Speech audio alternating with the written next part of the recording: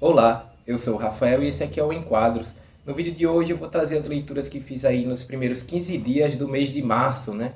Não foram tantas leituras assim, mas teve um grande volume com muitas páginas que eu gostei muito de ter lido e quero mostrar para vocês. Vamos lá?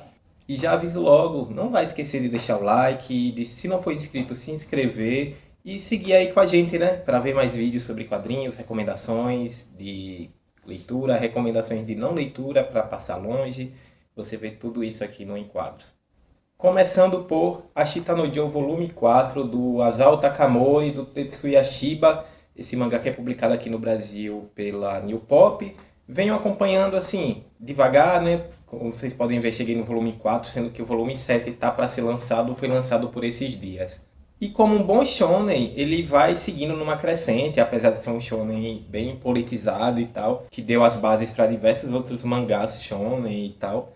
Ele vai sempre num crescendo, não tem pausa para respirar de jeito nenhum. A gente vê no volume anterior, no final, o Joe Yabuki empatando, né, com aquele contra-ataque cruzado dele contra o Wolf Kanaguchi, que é um dos dois maiores prospectos ali do boxe profissional de segunda rodada, que tem tanto o Wolf como também o Rikishi, né, que ele conheceu na cadeia e também empatou usando o contra-ataque cruzado. Graças a esse contra-ataque cruzado contra o Wolf, o Joey consegue a licença para ser treinado em boxe, né, para a academia do Tenji ser licenciada e ele, enfim, ingressar no mundo do basquete profissional. E com isso os treinamentos se intensificam em busca da preparação para a avaliação, se eles vão poder fazer parte do mundo profissional do boxe. Essa avaliação rola todo mês, ou não, né? Que consiste numa prova escrita, para a surpresa de Joe, que estava super confiante, e uma prova prática em que eles vão enfrentar um oponente da mesma categoria. O Joe e o Nishi, inclusive, são colocados para tentar logo na categoria B, que é a segunda mais alta, e a que eles poderiam tentar naquele momento, passando logo dos novatos, mais novatos mesmo, né? Eles vão pegar uma galera que tem mais experiência no mundo amador do boxe. Mesmo assim, o Joe e o Nishi passam de prova, estreiam no mundo profissional, o Nishi com derrota no peso pesado, e o Joe com 3 vitórias seguidas sobre oponentes, assim, que a gente nem vê as lutas, né? Só as manchetes. Porque o volume todo é concentrado na vingança ali do Joe, na revanche contra o Wolf Kanaguchi. O Wolf ali, junto com seu diretor e treinador, vem bolando uma estratégia para lidar com o contra-ataque cruzado, que se mostra efetiva num primeiro momento, mas o Joe Yabuki consegue se superar e vencer mesmo assim, né? Não esperava que tão rapidamente o Joe fosse se aproximar desse embate com o Rikishi e tão longe no mundo profissional. Eu achei que esses 3 primeiros caras da divisão profissional fossem representar algum desafio para o jogo, né? Afinal, eram as primeiras lutas profissionais dele de fato, com as regras sendo aplicadas de fato. Mas não, ele só passeou e chegou contra o Wolf Kanaguchi, teve alguma dificuldade, mas superou mesmo assim. Se fosse um shonen mais tradicional ou desses mais recentes, a gente leria capítulos e capítulos de cada uma dessas 3 lutas. Enfim, mais um bom volume. Vou ver se leio o volume 5 quanto antes também. Também li Coxinha da Rodoviária, meio que o volume 2 aqui que trata da vida do Chico Coxinha, né, da Mau Gosto Comics, escrito por Pablo Carranza também. E aqui vemos a Coxinha da Rodoviária, o Chico Coxinha acordando, muito ressacado e saindo de seu mostruário em busca de um goró.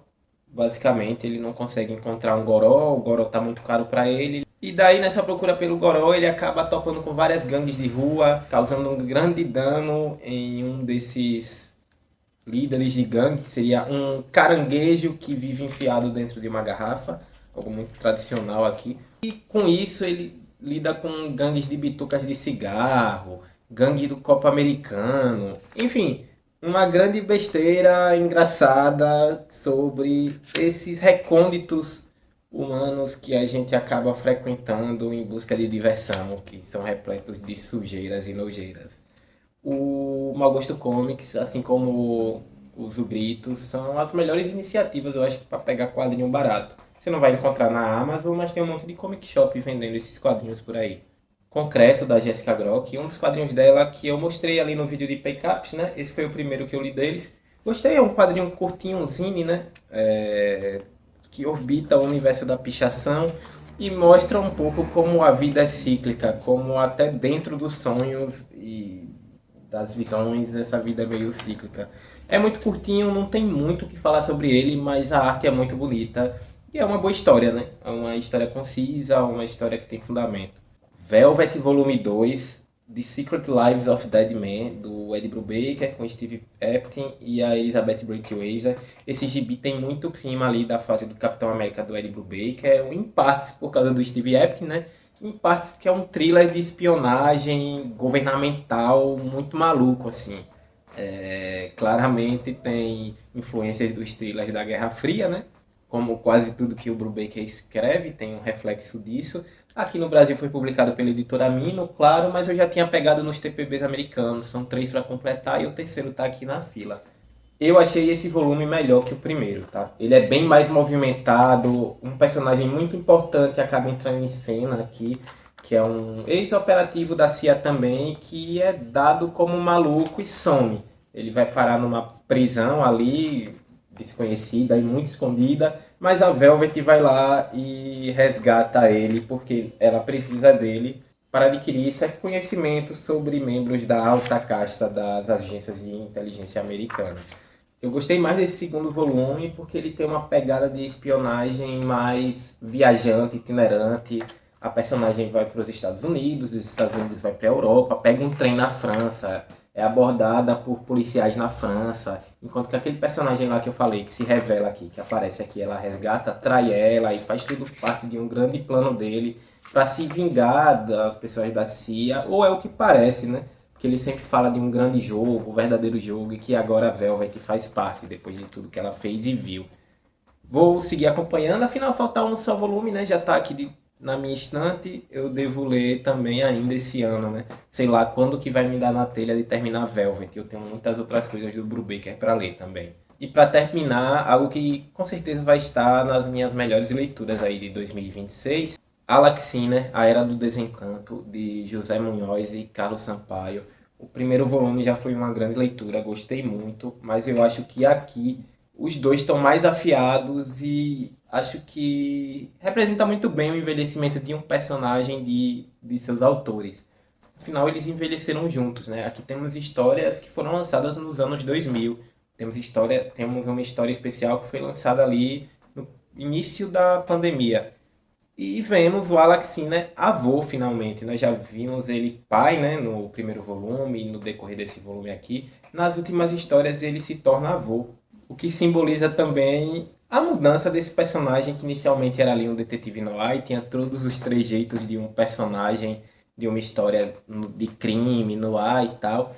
E à medida que os seus autores vão amadurecendo, e é verdade que isso acontece muito rápido, o personagem vai mudando muito, assim como o tom das histórias do Alaxiner.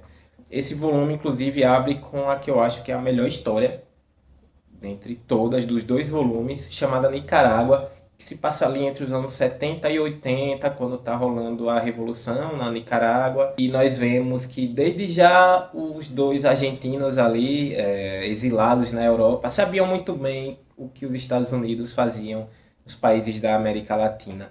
E eles tratam isso nesse quadrinho, né, nesse volume Nicarágua, muito bem, com muito subtexto, colocando um teatro de fantoches para tentar explicar não só para o público latino que está ali, inclusive o Alexina e a Cheryl, a filha dele, mas também o público leitor, todo o teatro que os Estados Unidos faz para poder justificar, entre aspas, as suas intervenções em solo estrangeiro, afetando a soberania de vários outros países, que é o que acontece na Nicarágua, que é o que aconteceu no Brasil, na Argentina, no Chile, está acontecendo no Oriente Médio, acontece na Palestina, enfim.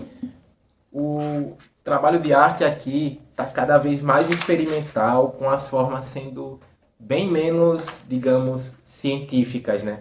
Não tem muita preocupação com o corpo humano e sua fidelidade biológica, digamos, anatômica. E sim com a expressividade que vai aparecer nas páginas, com as composições e com o caos de informações que o Sampaio consegue colocar aqui. Tem sempre placas de publicidade, falas e pensamentos de diversos personagens, assim, que você nem sabe o nome, só estão aparecendo no fundo, meio que para compor essa tapeçaria de sentidos que faz parte do mundo real e do mundo de Alex Sinner, né?